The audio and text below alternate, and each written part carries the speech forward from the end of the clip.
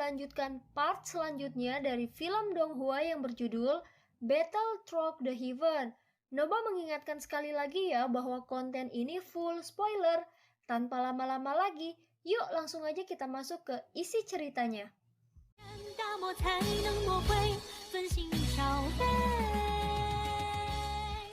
Melanjutkan dari cerita sebelumnya, Mengdan sudah menggunakan semua metode terkuatnya. Tetapi kekuatan fisik Xiaoyan terlalu kuat dan dia tidak bisa mendapatkan hasil sama sekali. Selain itu, Xiaoyan sekarang dalam posisi bertahan. Jika tidak ada yang menyerangnya dengan kuat, pada dasarnya mereka akan melelahkan diri sendiri. Mengdan tiba-tiba menghentikan serangannya. Segera sebuah batu giok muncul di tangannya lalu menghancurkannya secara langsung. Lupakan saja, awalnya aku ingin membunuhmu sendirian. Tapi sepertinya aku terlalu meremehkanmu. Akan kutunjukkan padamu betapa bodohnya pilihan untuk memprovokasi aula Dewa Pemburu. Ucap Mengdan. Apakah kamu akan memanggil bala bantuan? Kalau begitu aku juga akan melakukannya. Ucap Xiaoyan, sudut mulutnya sedikit terangkat. Ketika Mengdan mendengar ini dia sedikit cemas. Namun pada saat dia melihat Xiaoyan tidak mengeluarkan batu giok apapun, segera kecemasannya berubah menjadi cibiran. Berhentilah berpura-pura. Kau hanya pendosa yang diasingkan dari dunia lain. Siapa yang bisa kamu panggil di alam Xuanyin ini? Ucap Mengdan. Itu benar, kamu hanya bisa percaya setelah bala bantuanku tiba. Ucap Xiaoyan. Berhenti mengatakan omong kosong. Meskipun kekuatan fisikmu sangat kuat, tetapi kamu hanya sendirian. Aku memang bukan tandinganmu. Tapi saat ini kamu sedang berurusan dengan dua keabadian kaisar. Selain itu, jika kamu memang memiliki kekuatan untuk mengalahkan kami berdua, kamu pasti sudah melakukannya sejak awal. Ucap Mengdan. Sepertinya kalian sudah menyadari situasiku saat ini. Lalu apalagi yang kamu tunggu? Percayalah, semakin lama kamu menunda semakin buruk situasimu. Ucap Xiaoyan tersenyum. Pertempuran antara kedua belah pihak gagal untuk sementara waktu. Mengdan dan Xiaoyan hanya bertarung secara lisan. Namun inilah yang diinginkan Mengdan. Setidaknya dia akan menunggu sampai bala bantuan dari aula pemburu dewa datang. Lucu untuk dikatakan. Mungkinkah aula pemburu dewamu hanya memiliki langkah pertama dari keabadian kaisar? Apakah kalian tidak punya orang yang lebih kuat? Bukankah seharusnya ada yang lebih kuat? Ucap Xiaoyan. Xiaoyan mengatakan ini dengan sengaja. Dia ingin membuktikan bahwa ini bukan pertama kalinya dia bertarung dengan para pemburu dewa.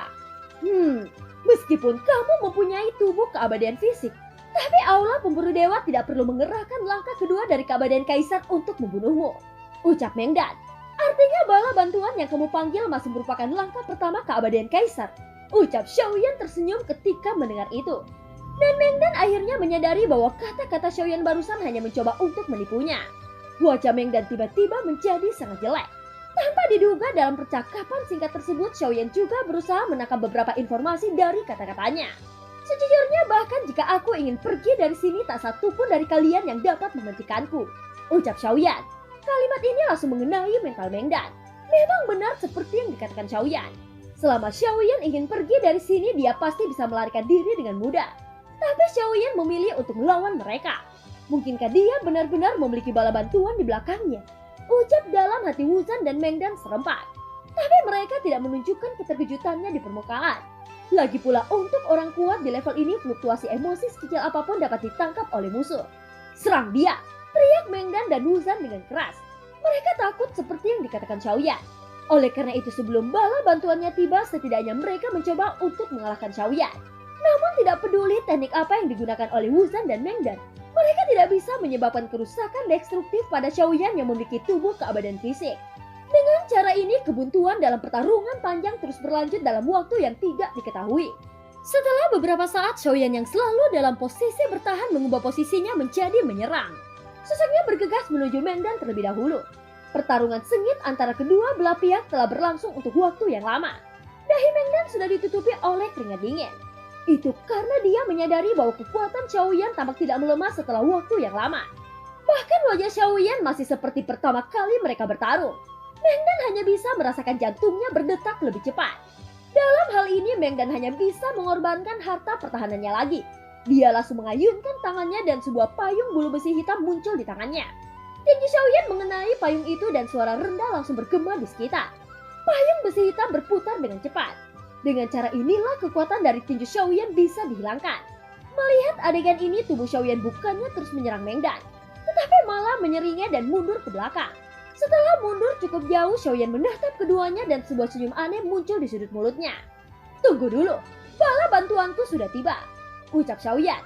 Saat berbicara, sosoknya tiba-tiba muncul di belakang Xiaoyan. Mereka sama sekali tidak memperhatikan munculnya sosok ini. Lagi pula mereka sudah mencapai keabadian Kaisar. Secara alami tidak akan terganggu selama yang muncul bukanlah keabadian Kaisar. Namun meskipun demikian, Mengdan dan Wuzan masih cemas oleh bala bantuan yang dipanggil Xiaoyan. Jadi mereka terpaku pada sosok di belakang Xiaoyan. Hanya saja setelah merasakan bahwa aura sosok yang muncul tidak lebih dari Dewa Bintang 7, sontak kecemasan itu berubah menjadi tawa mengejek. Wahahaha, apakah dia bantuan yang kamu maksud? Ucap Mengdan tidak tahu harus tertawa atau menangis. Dalam kegelapan itu, sosok asli Xiaoyan mengenakan jubah hitam dan tidak menunjukkan wajahnya kepada semua orang. Tapi itu tidak penting bagi Mengdan. Yang terpenting adalah sosok yang ditutupi jubah itu hanya Dewa Bintang 7 yang sepele. Xiaoyan batuk kering 2 kali lalu berkata, aku baru saja memberimu kesempatan. Tapi sepertinya kamu tidak menggunakannya dengan baik. Dalam hal ini aku akan memenuhi janjiku. Saat bala bantuanku datang, aku akan membunuhmu, ucap Xiaoyan. Setelah itu dia memasang wajah serius dengan niat membunuh. Dewa Bintang 7, aku bisa membunuhnya dengan satu telapak tangan, ucap Mengdan dengan acuh tak acuh. Jangan sombong dulu. Kalau begitu izinkan aku menasehatimu. Terlalu percaya diri adalah kesombongan yang sangat salah. Jangan meremehkan lawanmu sedikit pun. Semut di depan matamu ini bisa saja membunuhmu dengan mudah, ucap Xiaoyan. Setelah berbicara, sudut mulutnya sedikit terangkat. Pada saat yang sama, semua orang melihat dua sosok saling tumpang tindih menjadi satu. Kemudian di dahi Xiaoyan tanda unik Shizun muncul. Dan di samping tanda unik Shizun ada juga segel bintang Yuanzhen yang berkedip. Awalnya Xiaoyan yang tidak memiliki fluktuasi sumber Daoqi mengubah penampilannya setelah bergabung dengan tubuh asli. Mengdan tidak memperhatikan wajah Xiaoyan dan bahkan tidak menyadari bahwa itu adalah orang yang mereka buru. Xiaoyan perlahan mengangkat kepalanya, menatap Wuzan dan Mengdan dengan wajah mengesankan. Penampilan Xiaoyan menjadi lebih tegas. Sudut mulutnya sedikit terangkat dan memberi sentuhan misterius. Kalian berdua, apakah kamu siap? Ucap Xiaoyan dengan suara rendah. Setelah suara itu jatuh, fluktuasi sumber Daoqi meletus dari tubuh yang awalnya tidak memiliki fluktuasi Daoqi. Nyala api melonjak dan guntur hitam berkedip-kedip di seluruh tubuhnya. Perubahan mendadak ini membuat pupil mata Wuzan dan Mengdan langsung menyusut. Mengapa dia tiba-tiba memiliki sumber Daoqi di tubuhnya? Ucap terkejut Wuzan. Ekspresi wajah Mengdan juga berubah drastis. Sementara keduanya masih terkejut, sosok Xiaoyan sudah terbang keluar di udara. Tujuan pertamanya adalah Mengdan yang paling dekat dengannya. Segera sosok Xiaoyan berubah menjadi pelangi panjang dan dengan restu dari sumber Daoqi, kecepatannya meningkat secara signifikan. Dan dia datang ke tubuh Mengdan hampir dalam sekejap mata. Tepat ketika Mengdan hendak melakukan tindakan pertahanan, tiba-tiba saja ada kilatan cahaya putih di depan matanya, yang membuatnya mandek dalam sekejap. Ini adalah Yao Beng Xiaoyan. Meskipun Mengdan hanya kosong sebentar, tetapi itu sudah cukup membuatnya tidak dapat bereaksi. Dan pukulan Xiaoyan menghantam dadanya dengan keras. Xiaoyan sudah tahu bahwa Mengdan memiliki baju besi bagian dalam dengan kekuatan pertahanan yang luar biasa. Jadi pukulan ini dicampur dengan kekuatan inti guntur serta 7 tinju dewa pembunuh. Ini akan menjadi pukulan untuk mengakhiri pertempuran, ucap Xiaoyan. Dengan suara teredam itu ketika Mengdan sadar kembali, tinju Xiaoyan sudah mendarat di dadanya. Matanya melebar dan seteguk darah segar menyembur keluar. Pukulan Xiaoyan yang dicampur oleh kekuatan inti guntur langsung menembus dagingnya. Mengdan mengeluarkan jeritan keras, dan belati emas melintas di tangannya kemudian menusuk kembali ke arah dada Xiaoyan. Tetapi pada saat berikutnya pupil mata Mengdan menyusut lagi. Telapak tangannya yang memegang belati bergetar hebat. Itu karena belati emas di tangannya benar-benar patah saat menyentuh dada Xiaoyan. Ini mustahil. Di mana kekuatan keabadianku? Teriak Mengdan dipenuhi dengan ketidakpercayaan. Setelah itu dia menundukkan kepalanya hanya untuk melihat bahwa dadanya telah ditembus. Dan di belakangnya ada lengan berdarah yang mencengkram jantung emas. Jantung ini milik Mengdan. Saat jantungnya diambil maka dia akan kehilangan kekuatan keabadiannya. Tidak, kembalikan jantungku. Aku mengaku kalah. Aku bisa memberimu apapun yang kamu mau. Aku bisa merekomendasikanmu untuk menjadi pemburu dewa. Semua dendam ini akan dihapuskan.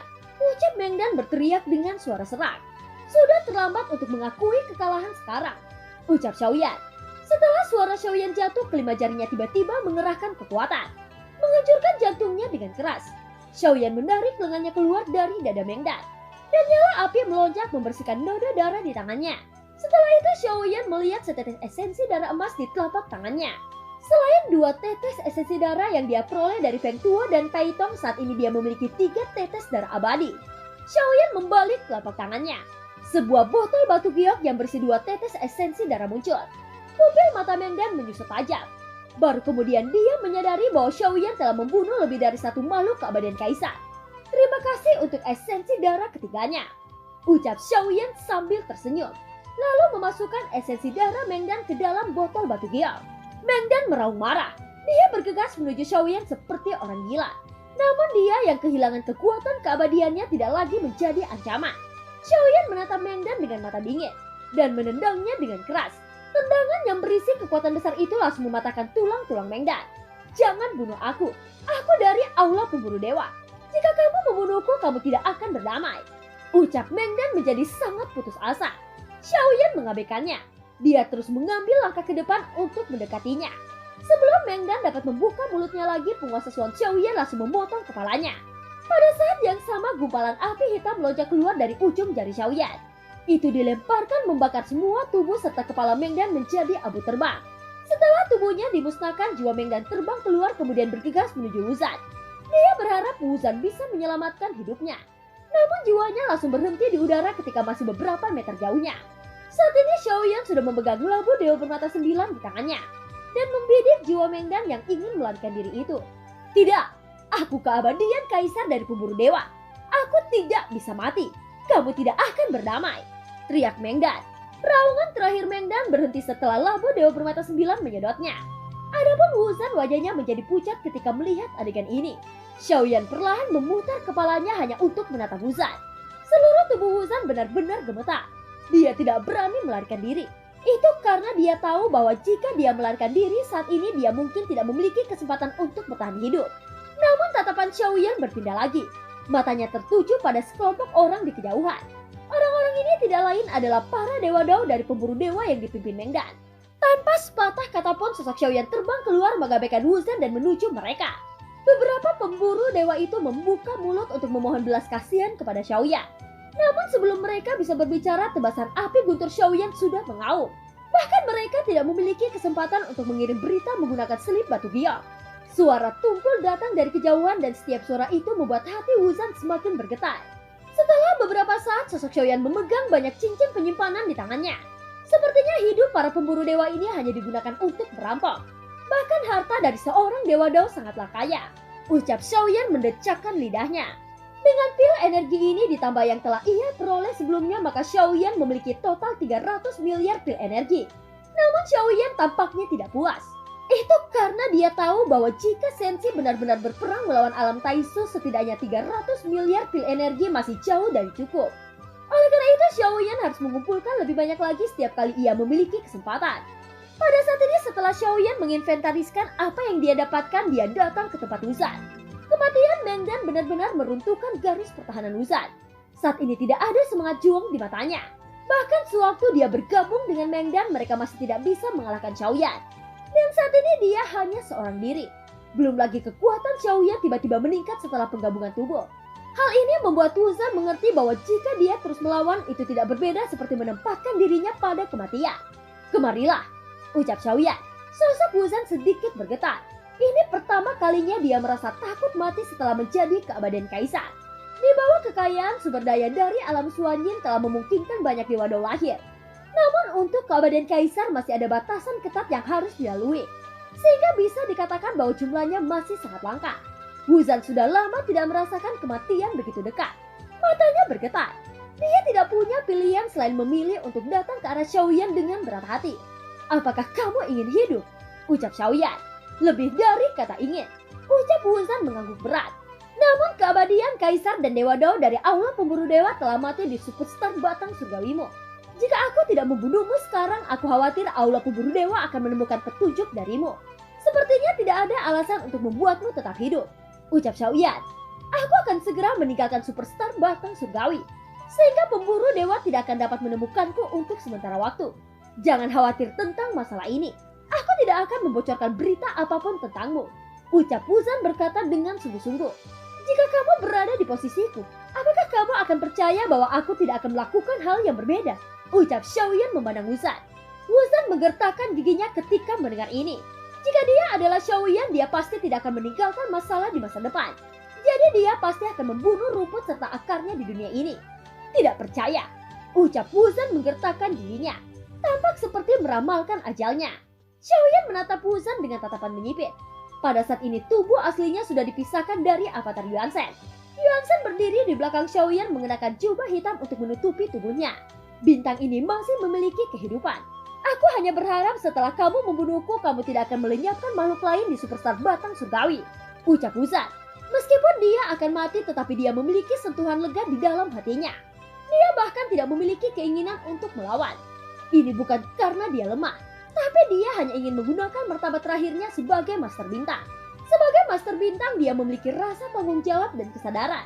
Jadi bisa dikatakan bahwa dia bukan jenis orang yang sama seperti para pemburu dewa. Bahkan ketika kematian sudah di depan matanya, dia masih ingin melindungi orang-orangnya sebisa mungkin.